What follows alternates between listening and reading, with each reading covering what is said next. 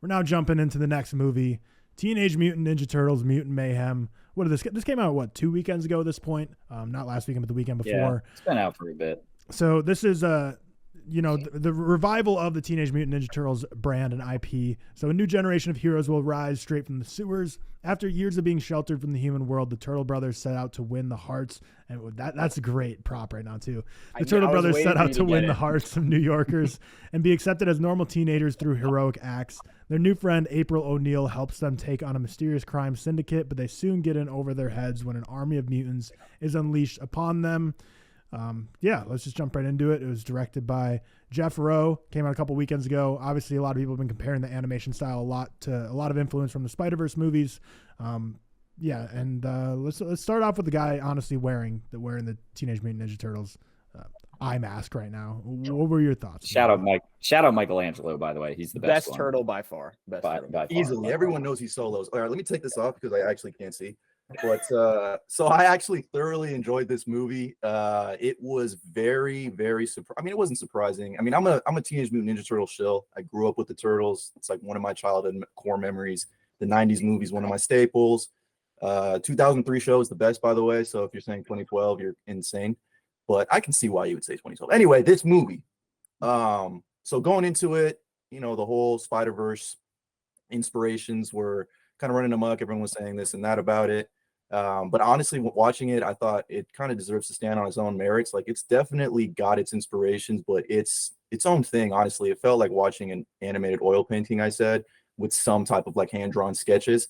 But yeah, man, I mean, it's a typical Teenage Mutant Ninja Turtle story. There's nothing super crazy about it. It is a nice way to reimagine the Turtles, I think, for a younger audience or this generation's audience. I mean, they literally say Riz, and dude, I put that in my review. Sorry to just say anything, but I put that in my review of like, it says Riz, it talks about TikTok, but it doesn't do it in the worst way. You can really fuck up a movie by just like throwing in a bunch of like new terms, whatever you want to call them. But like, I didn't think it was that bad.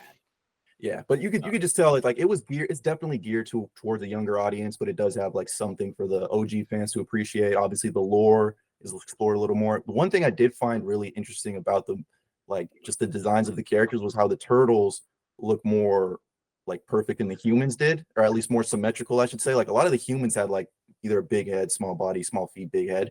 I thought that was an interesting choice. I think it was a nice way to looking at their feet, man. Hey, Tarantino, baby. Anyway, so I just thought that was an interesting way to portray like the mutants in the movie. And overall, man, I mean, I just think it's a typical TMNT story. It's heartfelt. Definitely, the casting was probably the best choices they've ever made. I think the decision to make the Turtles actual teenagers was, you could feel it, like the energy and the charisma, the chemistry was palpable. Like, I think they recorded their scenes all together in the booth. I saw that behind the scenes before I watched the movie. So I thought that was so smart on Seth Rogen's front to, just have actual teenagers playing it. And I think they actually mentioned they were the ones that put in Riz and all the new terms. And they were like, I don't know if we should do that. What does that mean? And then they were like, no, trust me. They had to explain Riz to like Ice Cube or something. And I was Rogen, I was like, and Ice Cube as Superfly has one of the best character introductions. Just great song choice. And then overall the story, it's pretty typical. It's like Teenage Mutant Ninja Turtles typical story / X-Men story. It's essentially about being suppressed as a mutant and trying to fit in and all that stuff. So I thoroughly enjoyed it. I gave it 4 stars on Letterboxd.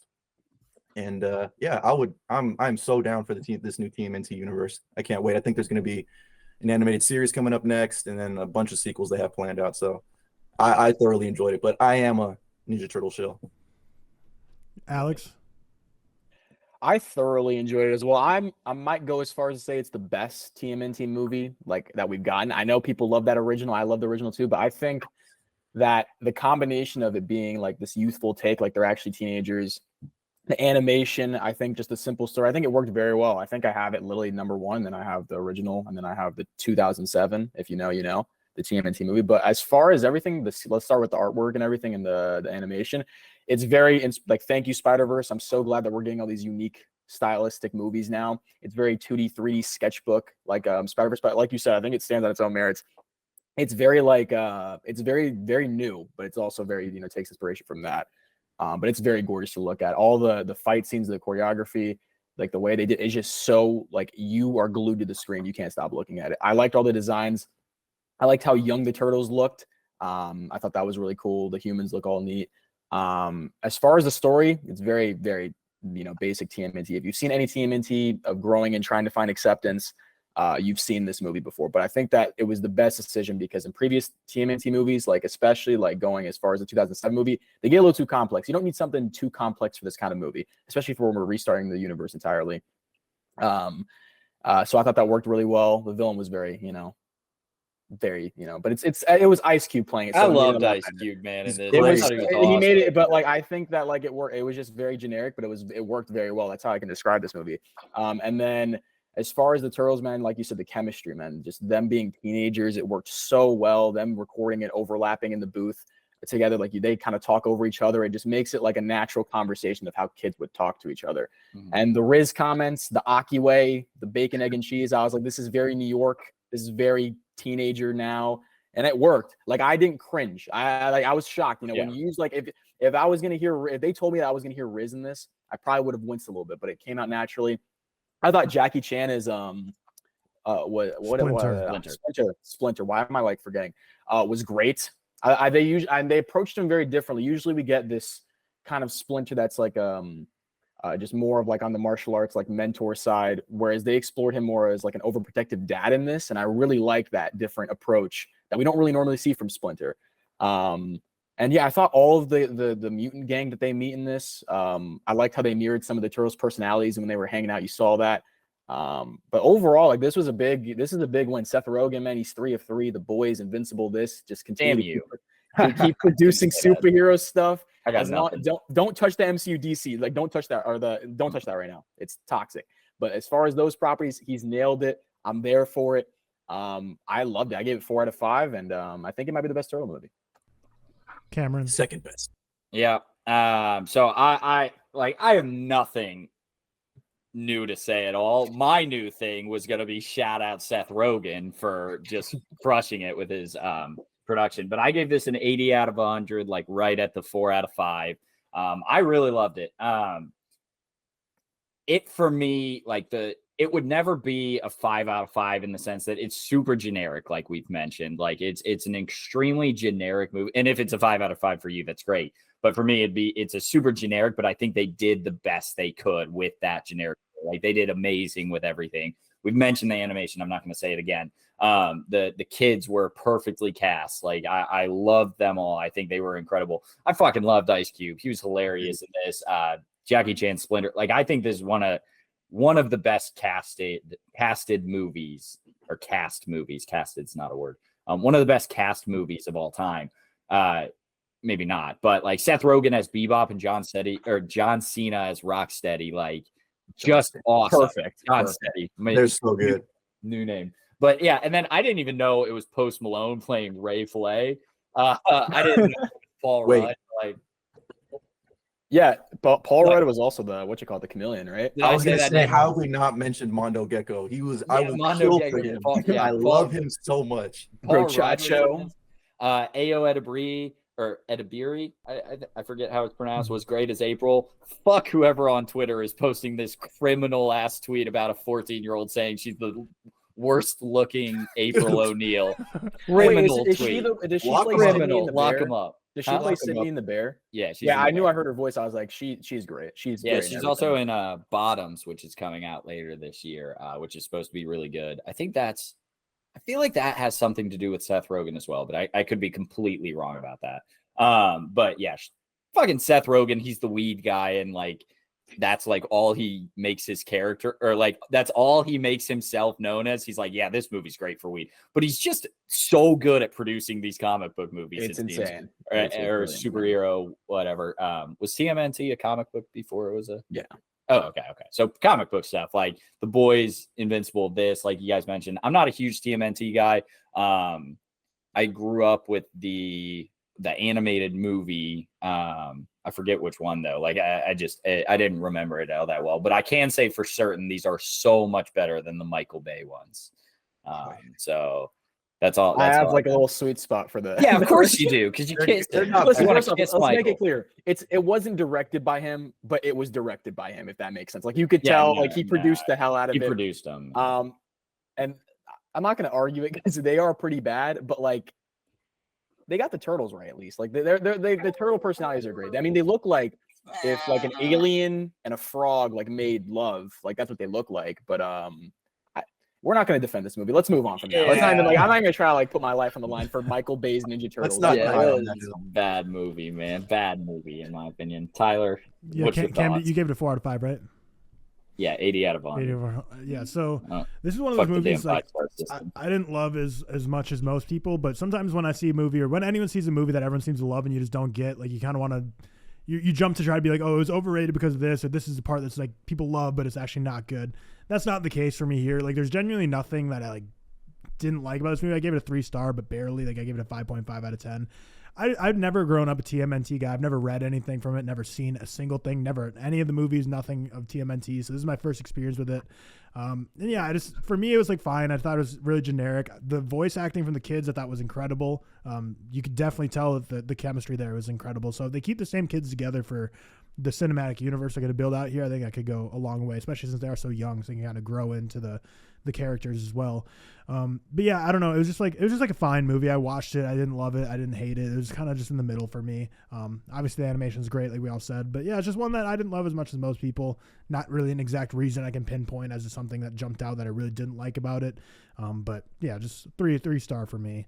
I don't really have like a ton of spoiler stuff like I want to talk about, but we'll break the spoiler wall here. The only thing I will mention is, so we talked about April, Ayo Edebiri. So obviously, like she has the moment where she's the school like news reporter early on, and she like throws up everywhere on screen. So that's like a big trauma for her that she has to overcome. And then like the thing I didn't get is like at the end she overcame it for like a minute and then like throws up again. I'm like, I feel like this isn't like a good lesson for the kids to be like, oh, if you have a traumatic experience, it's just gonna happen again. Never try and do it again because you're just gonna throw up every time you're on TV. Well, no, but she doesn't care at that point, and she's still but like accepting yourself. Maybe you do throw up every time you're on screen. No. Yeah, kids out there, if you want to be a newscaster, you can't throw up every time. No, throw up all you want, man. Just start yakking all you want. Yeah. Talk about any spoilers you guys want. I really have nothing that I really want to dive into for this. Like we said, it's pretty generic.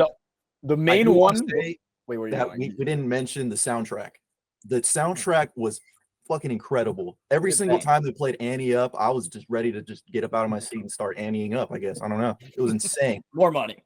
The main spoiler, though, like, it's got to be the end credit scene, which is obviously like they introduced Shredder. He's going to be the next villain, which was the most obvious thing. Like if TMNT, like if you didn't have Shredder, it would have been like just a waste of an opportunity. I thought that was pretty cool. I mean, obviously, like there was people in my theater like that were like cheering. I didn't know like the TMNT like fan base was going crazy for it. I was like, okay, I expected this. Yeah. But the design looks cool. We only see him from the behind. Kind of crazy pause. Hey, yo. But the design looked great. The design looked great for the animation style. That's the one that I wanted to talk about. That was pretty cool. This did have the very generic like Superfly. Ice Cube was it's like giving his backstory, and you're like, damn, maybe I feel for this guy. And then he's like, but I want to kill every single person ever. They're all dying. It's the same thing they did with like Killmonger or like any like these. Like they make so much sense, and they're like, well, we have to make them terrorists. We have to murder every. We have to make them vicious, evil beings so that people can't root for them. Or else he was just Magneto. Magneto, yeah. I really was like Magneto. But they're very similar to X-Men. That is the best villain, but he was just like, and we're gonna enslave them all. And I was like, you lost me, man. It was great though. Hey, this movie, one thing I need to say is that it actually made Donatello kind of make me appreciate Donatello, because normally he's like the forgotten turtle. He is the force. But dude, when Superfly grabs him and starts beating on him, what does he say? He says, "My stick" or something like that. Right? No, well, the stick part was funny, but he says something. He's what is he popping a cap in my ass or something? I forgot what he's saying. Oh no, he's beating. I forgot. That was great. I like that scene. They made Donnie very like usually. I mean, I don't like know if like he's, as far as my perception of Donnie, he's like kind of like the least favorite as far as everyone, like, you know, he's kind of the dork. That's his whole shtick. But this one, he was very like more of a main than the other guys. So I liked it. They gave Donnie more shine. I enjoyed that. They put a little Mikey in him. I feel like I feel like a lot of them had a lot of Mikey. Like even Raph had his own like because they're kids. So I get it. Like they're all very angsty, very like wacky. They're playing Fruit Ninja, like that was pretty cool. Like they gave them a lot of like nice heart-to-heart moments of like them just being kids, and I thought that was really cool. Yeah, I agree. The one thing was like I wasn't expecting a big kaiju at the end. That's the only thing I was like, oh my god. Yeah. But I do got to say I do like the whole Spider-Man 1 reference. Shout out Sam Raimi, the Blueprint. With all the whole city of New York basically, and like you mess with one of us, you mess with all of us. Yeah, that was pretty cool. Which is like funny because like the TMNT verse has more New York moments than Tom Holland's Spider-Man trilogy. So we have to take that. New York stinks. Fuck them. Not a character in Spider-Man. Fuck it. Go far. Enjoy Prague, buddy. Enjoy Prague. Yeah, the kaiju kind of lost me. I thought the movie was gonna like the pacing at that point kind of was weird because I thought the movie was gonna end and then they just like randomly like they all team up again. Because I thought it was kind of rushed when they all become like they realize like Superfly is kind of like evil. And then like they like go from that, they're all like they flip sides and like kind of like suddenly. And then we just go to big fight, kaiju fight. And I was like, oh. Yeah. I did like the Old Boy inspired scene. I think one of the producers mentioned that it was in fact inspired by Old Boy. It was like when they first figured out how to fight. And I thought that was pretty cool. Like when they first, you could tell like this is their first time doing it. Like they're kind of like accidentally winning. And they're like, oh wow, this is like, oh, we're actually good at this. Like all this training actually paid off. And you kind of get those scenes where they kind of cut back and forth between, beating various drug lords, mobsters, and gangsters out. I thought that was pretty funny or pretty good. Yeah. The fight. Yeah.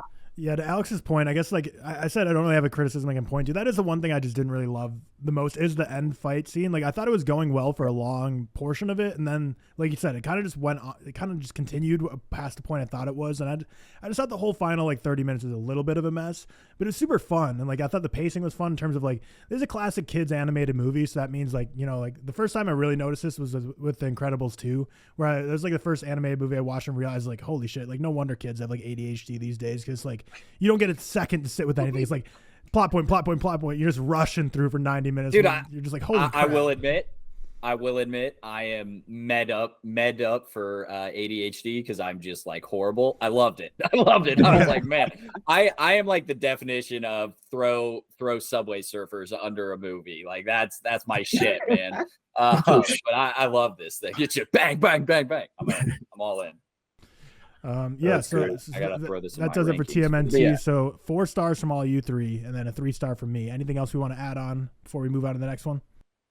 It's basically, as far as like the TMNT movies, it's more of instead of exploring the martial arts aspect, it's more of them being turtle teenagers, which is it's a different approach, and I like that. So if you like that, I definitely would recommend. It's a fun time, 100%. Yeah, I will say I like how they tied Splinter and Superfly's kind of character arcs. I thought that was interesting. Yeah, like it was a good yeah. T'Challa Killmonger moment, where he learned from that past. I thought that was good. That's it for me.